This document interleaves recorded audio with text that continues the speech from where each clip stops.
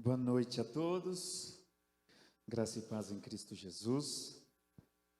Me sinto honrado de estar aqui nesse púlpito novamente. Me sinto alegre e feliz de poder rever alguns rostos comuns a mim e de conhecer novas pessoas que estão aqui no contexto da Igreja Batista Nova Aliança, aqui em Ribeirão Preto, os pastores representando a nossa subsecção. É uma alegria muito grande estar com o Mário, com toda a família, amigos, nesse momento tão especial. Nós queremos compartilhar rapidamente numa primeira etapa de reflexão da palavra e como amigo, parceiro de jornada, tive o privilégio de poder ser convidado para esse momento. E como diz o ditado, se conselho fosse bom, se vendia. Mas como eu não fico com o ditado, eu prefiro ficar com o conselho bíblico, um provérbio das Escrituras. Na multidão de conselhos há sabedoria. Então, esse jovem pastor quer oferecer ao Mário, e juntos nesse momento de glorificação de Cristo, e da edificação da igreja, enquanto a igreja reunida vai fazer parte do processo de ordenação pastoral do Mário, poder dar a ele alguns conselhos. Alguns conselhos para um jovem pastor que está começando oficialmente a sua jornada.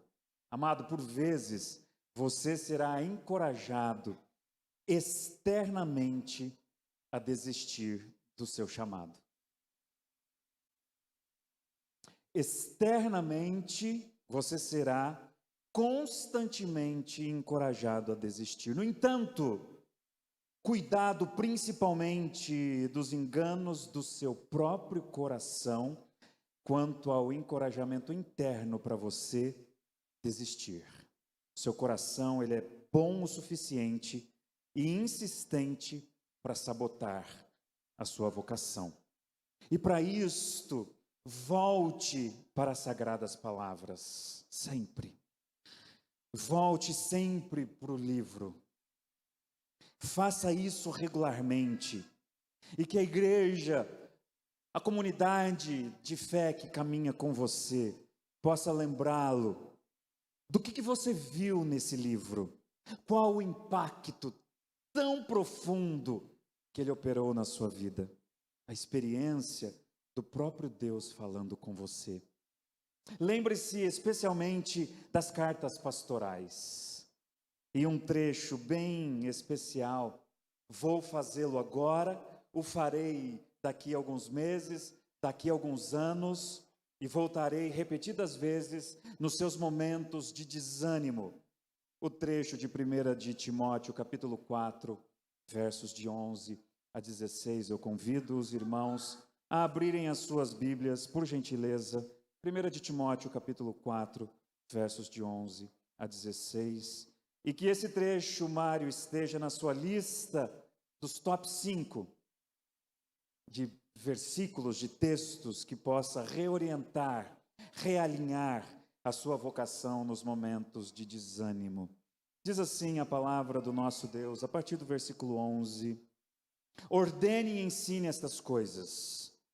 Ninguém o despreze pelo fato de você ser jovem, mas seja um exemplo para os fiéis na palavra, no procedimento, no amor, na fé e na pureza. Até a minha chegada, dedique-se à leitura pública da Escritura, na exortação e ao ensino. Não negligencie o dom que foi dado a você por mensagem profética.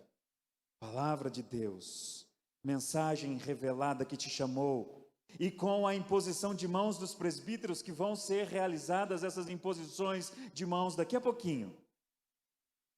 Seja diligente nestas coisas, dedique-se inteiramente a elas, para que todos vejam o seu progresso. Atente bem para a sua própria vida e para a doutrina, perseverando nessas coisas, nesses deveres, pois agindo assim você salvará tanto a ti mesmo, tanto quanto aqueles que te ouvem.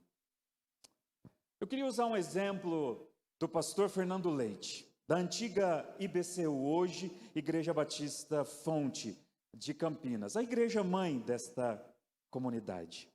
Pastor Fernando Leite, certa vez quando ele estava no seminário Bíblia e Palavra da Vida, falando com alguns colegas seminaristas que estavam começando aquela jornada do ministério, no treinamento, se capacitando, visando esse grande desafio que é o ministério pastoral, o ministério de missões, seja ele qual for, no sentido de ser usado por Deus. E depois de muitas perguntas, depois de um debate gostoso, houve uma última e derradeira pergunta. Pastor Fernando Leite, para terminar, qual é o maior empecilho para o seu ministério? E depois de um silêncio perturbador, ao ver lágrimas escorrendo pelo seu rosto, Fernando Leite, olhando para os seminaristas, afirmou: o maior empecilho do meu ministério sou eu mesmo. Em que então, seja qual for as circunstâncias que possam desanimá-lo externamente, cuide do seu coração. E são esses os dois conselhos resumidos que eu poderia deixar contigo com base nas Escrituras. A nossa vocação é progressiva, ela é processual. Lembra dessa palavrinha que a gente caminhou com ela por um tempo? Mas ela é sustentada pela graça de Deus, pois sabemos bem que é Deus quem efetua em nós tanto o querer quanto o seu realizar. E em segundo lugar, segundo conselho, saiba que é Ele quem te dar um alvo e que você precisa de esforço e a sua participação para que você vá até o fim combatendo o bom combate. Então, com base nesses dois conselhos, eu quero considerar a possibilidade de te recomendar, com palavras do próprio apóstolo Paulo, deixando ao jovem pastor Timóteo, que estava a começar o seu ministério. Note comigo no versículo 11, quando ele diz: ordene e ensine estas coisas. Versículo 11. Ordene e ensine estas coisas. Persevere, Mário, apontando a verdade e denunciando a mentira dos falsos mestres, manuseando bem a palavra da verdade, como o próprio Paulo, depois, numa outra carta ao jovem pastor Timóteo, na segunda carta, no capítulo 2, versículo 15. Ordene, pregue, ensine estas coisas, manuseando bem a palavra da verdade. Mário, assim como você vai ter que procurar algum mecânico com credibilidade para cuidar do motor do seu carro, por exemplo, porque ele manuseia bem as ferramentas para cuidar de um problema no seu carro, que as suas ovelhas, que a igreja possa ver em você um homem que ordena e ensina, manuseando bem a palavra da verdade. E que ninguém, a partir disso, como diz no versículo 12, o despreze pelo fato de você ser jovem. Versículo 12. Até porque não tem idade para ser exemplo ou padrão, e sim caráter. Você, assim como Timóteo, é mais novo do que muitos experimentados aqui na sua comunidade de fé. No entanto, ambos receberam a vocação do Senhor. E note, inclusive, aqui em 1 de Timóteo, no versículo 1 do capítulo 5, logo na sequência ele vai dizer: olha, inclusive não repreenda asperamente um homem idoso, mas exorte-o como que se ele fosse o seu pai. Trate, inclusive, os jovens como irmãos. Logo, sabemos que você não és um neófito na fé. Você já tem crescido. Portanto, que sua credibilidade, então, repouse não na sua idade, mas no fato de que Deus foi quem te deu plena autoridade. Portanto, uma vida assim, então, apontando para essas qualidades, como nós vemos aqui no versículo 12, que apontam para o fruto do Espírito se desenvolvendo na sua vida. Seja um padrão e exemplo para os fiéis na palavra, no procedimento, no amor, na fé, na pureza, um homem de controle, um homem que está sendo transformado segundo o caráter de Cristo, e você vai ser um exemplo para os fiéis. Foi por isso então que o pai da fé, o apóstolo Paulo, ele fala nessa linguagem com o jovem Timóteo como a filho. Então, se você observar no versículo 13, até a minha chegada. O apóstolo, como uma referência, ou seja, havia ali uma relação de pai para filho, uma relação de supervisão. O meu filho, eu oriento ele para que ele possa ir até certo ponto. E há essa relação paternal. Paulo confirma aqui então o caráter de Timóteo, assim como nós vemos em Filipenses capítulo 2, no versículo 22, que Timóteo cooperou com ele no ministério como um filho. Então, certamente que Timóteo tinha essa perspectiva a respeito de Paulo. Que você, Mário, sempre possa ter uma referência maior. Homens experimentados, seja humilde, busque conselhos, peça ajuda, preste contas. Até porque Deus vai sempre levantar homens que poderão afirmar a você, como Paulo fez com os seus discípulos: sede meus imitadores, como eu também sou de Cristo. E aí, se nós notarmos nos versos 13, 14, 15 e 16, repetem algumas expressões importantes. Dedique-se, seja diligente, atente bem para estas coisas, perseverando nesses deveres, ou seja, em outras palavras, pregue a palavra, a tempo e fora de tempo, corrija, repreenda, com paciência e bom ensino, como Paulo vai dizer na segunda carta ao jovem Timóteo, no capítulo 4, versículo 2. Pregar, falar, se preciso gritar, mas jamais cessar, jamais parar. Acredite, os pastores que estão aqui comigo há de concordar comigo, terão dias que você estará vazio, esgotado, machucado, ferido.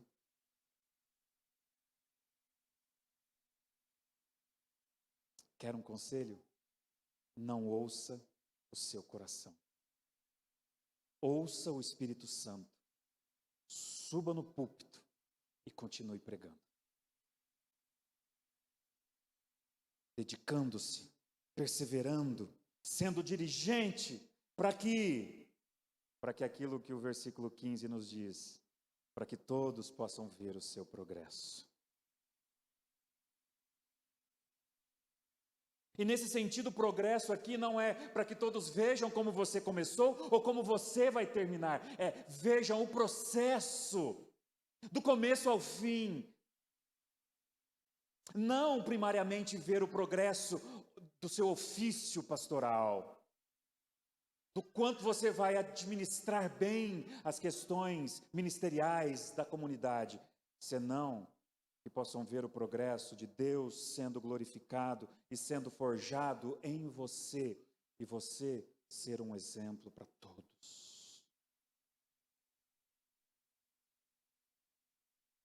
Verão isso em você. Que diminua eu e que ele cresça em mim. E grande é o testemunho de um caráter sendo forjado segundo Cristo. E não tem escola melhor para isso do que a sua família e a igreja de Jesus. Aliás, como disse o pastor Davi Murky, a sua família, inclusive, sempre será o seu cartão de visitas para toda a comunidade. Continue crescendo, continue progredindo na fé. E por fim, atentando bem para a sua própria vida e para a doutrina. E aqui há um santo e bendito equilíbrio. Não é uma coisa ou outra. São as duas coisas caminhando juntas. São dois trilhos que promovem esse equilíbrio, a sua vida, o seu caráter, a sua família, a sua mente, o seu coração, e o ministério, e a doutrina. Alguns de nossos antepassados nos servem inclusive de alerta, tais como John Wesley, que atentando mais para o ministério, sucumbiu quanto à sua vida conjugal. Portanto, Mário, sabedores do vosso chamado, sendo ele processual, sabedores de que o chamado é um processo, que você não está plenamente pronto, assim como eu não estou plenamente pronto, assim como os nossos colegas pastores não estão completamente prontos, nós continuamos nos preparando. Continue também com o alvo à sua frente, tendo os olhos fixos em Jesus, correndo com perseverança a corrida que te foi proposta, como vemos em Hebreus capítulo 12, versos 1 e 3. E prossigamos juntos para o alvo, combatendo o bom combate da fé. Eu tenho uma resolução que eu queria ler para você e terminar com ela. Vem aqui.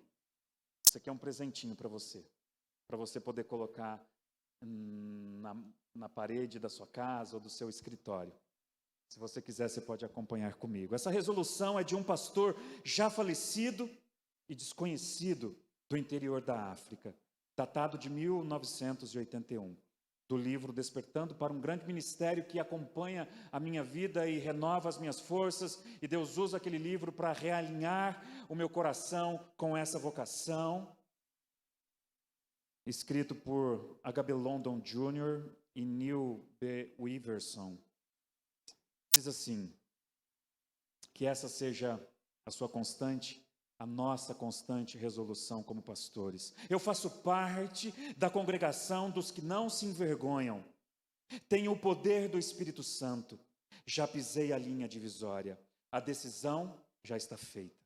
Sou discípulo dele. Não vou olhar para trás, vacilar, desacelerar, voltar atrás ou me calar.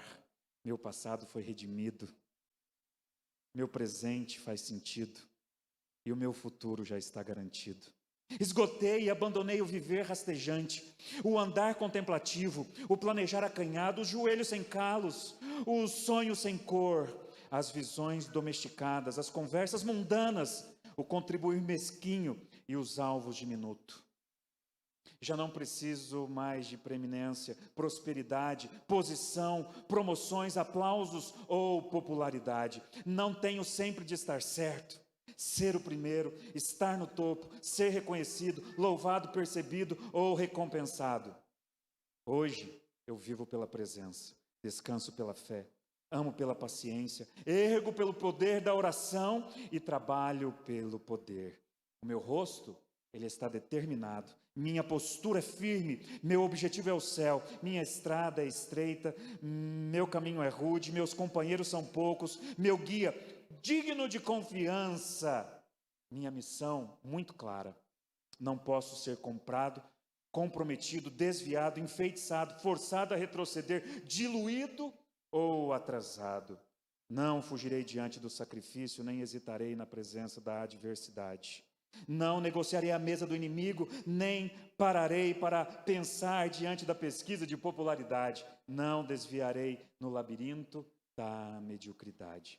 Não desistirei, não me calarei, não cederei, nem me queimarei, até que tenha pregado tudo, orado tudo, pago tudo, armazenado e permanecido de pé pela causa de Cristo. Sou um discípulo de Jesus, tenho de seguir até que Ele venha, doar-me até cair e pregar até que todos conheçam. E quando Ele voltar, para buscar os que lhe pertencem, ele não terá nenhuma dificuldade de reconhecer-me. A minha bandeira será nítida. Deus te abençoe, meu amigo. Bem-vindo à jornada do ministério oficialmente.